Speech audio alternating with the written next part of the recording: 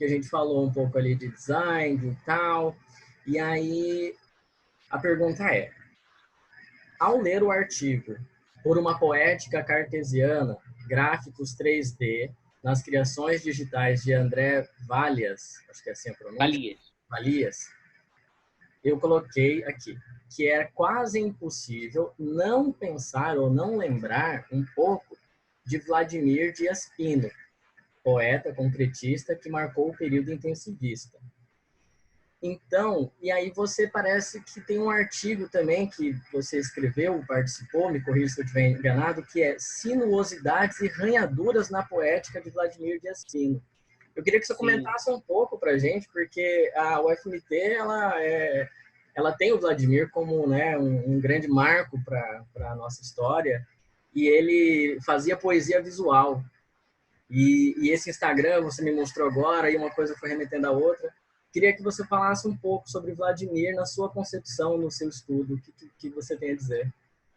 Então, esse artigo que você comentou, que eu escrevi sobre sinuosidades e ranhaduras, uma poética da linha, eu acho que é esse o título do Vladimir, do artigo, eu escrevi em coautoria com a professora Célia Maria, do meu departamento, Célia Maria Domingues, da Rocha Reis. E eu tive o prazer de ela me apresentar o Vladimir Dias Pino. E eu sempre fui um cara muito apaixonado por vanguardas poéticas, né, de diferentes tipos. Né, vanguardas poéticas que mexem com matemática, que foi minha tese de doutorado, vanguardas poéticas que mexem com poesia visual, com códigos visuais, que eu estudei no meu pós-doutorado, que eu estudei o Vladimir e também estudei o Silva Freire. E agora, vanguardas poéticas que mexem também com materialidades e mídias diferentes. Né? Uma delas, a mídia computacional, a mídia eletrônica. Então, bom, aí isso para mostrar como que eu cheguei no Vladimir primeiro, que foi, eu sempre gostei de vanguardas, a Célia me apresentou a poesia mato-grossense, e aí eu falei, puxa, mas esses dois poetas aqui, Silva Freire e o Vladimir, tem tudo a ver com essas questões de vanguarda que eu vinha pesquisando de outros contextos. E aí eu resolvi pesquisar mais a fundo esses dois autores no pós-doutorado que eu fiz em 2017.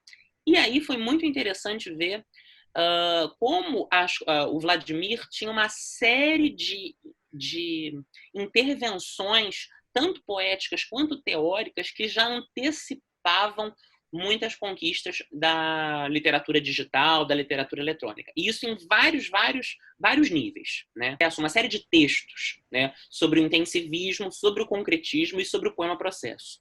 E a gente vê que nos textos teóricos do Vladimir ele tinha uma aproximação cada vez maior com uma certa noção algorítmica de poesia. Uma poesia que ia se produzindo quase que maquinalmente. E aí o tema da máquina é muito importante na poesia do Vladimir, tanto em termos de conteúdo, poemas que falam sobre máquina, como, por exemplo, A Máquina que Ri, mas também poemas que são como que produzidos ou que funcionam como uma leitura meio maquínica, como, por exemplo, o Ave. O Ave é um conjunto, pode ser visto, entre uma das séries de leituras possíveis, como um conjunto de cartões perfurados, que é como começa o processamento da linguagem computacional. Né? Assim, muito tempo antes dos computadores Legal. pessoais, o processamento de dados da base em cartões perfurados. É isso que o Ave é.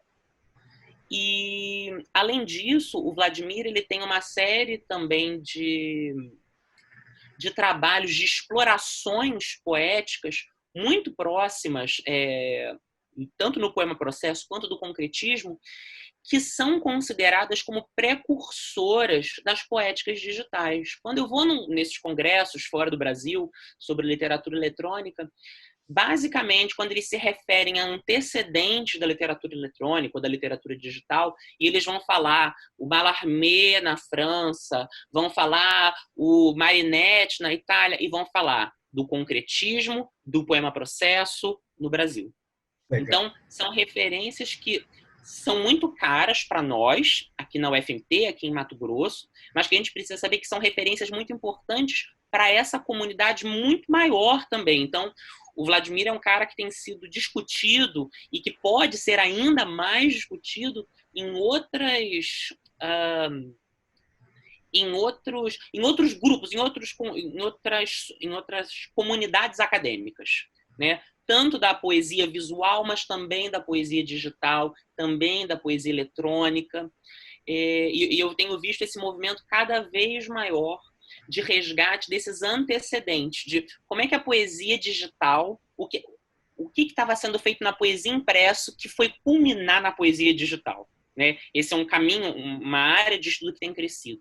E aí eu acho que o Vladimir ele tem um material muito bacana para pensar como ele antecipou, como ele fez no suporte impresso, muita coisa que depois foi ser feita no digital. Sim.